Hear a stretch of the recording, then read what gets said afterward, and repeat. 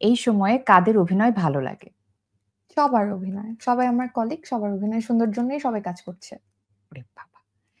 মানে একদম পরিপক্ক হয়ে সারিকা ফিরে এসেছে। তাকে কোনো একদমই না। প্রশ্নেই বশ করা যাবে না। মানে অভিনয়েও পরিপক্কতা দেখাচ্ছে, আচার-আচরণেও পরিপক্কতা দেখাচ্ছে।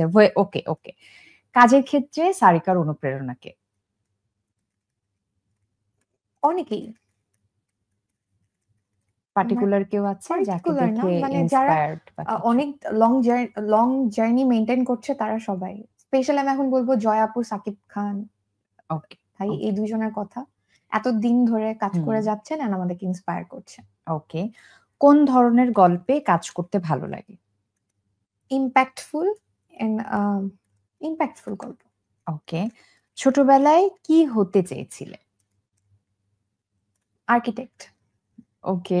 আ তারপরে কি হলো যে সারিকা অভিনয়শিল্পী হয়ে গেল? এই তো ম্যাজিক। পুরা জার্নিটা তো দর্শক দেখলই। তো হ্যাঁ, প্যাশন ছিল আসলে অভিনয় করার। এটা হয়তো আমি তখন বুঝি নাই হুম, বা বুঝতে পারি নাই। বাট হয়ে গেছে আরকি। ওকে। ঝুমুর চরিত্রকে সারিকা কি ছাপিয়ে যেতে পেরেছে? আ আমার মনে হয় আরেকটা রোশনি ক্যারেক্টারটা অনেকটা রেখেছে। কিন্তু স্টিল মানুষ আমাকে ঝুমুর বলে ডাকে। সো না ওকে। এক এটা আসলে কম্পেয়ার করাটা টাফ। আচ্ছা। আ নিজের করা সবচেয়ে প্রিয় কাজ কোনটি এখন পর্যন্ত? আ ৩টাই বলব। ফ্যামিলি ক্রাইসিস, গুলমোহর, এমন দিনে তারে বলা যায়। ওকে। অবসর সময়ে কি করা হয়? অবসর সময়ে বই পড়া হয়।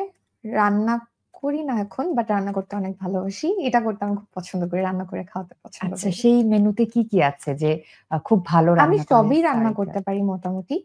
আ বাট আমার শর্ত হচ্ছে কাউকে থাকতে হবে। আমি খাওয়াবো। কারণ হচ্ছে আমি একা রান্না করে খেতে পছন্দ করি না। আচ্ছা। ওকে। নিজের ক্যারিয়ার নিয়ে নিজে সন্তুষ্ট?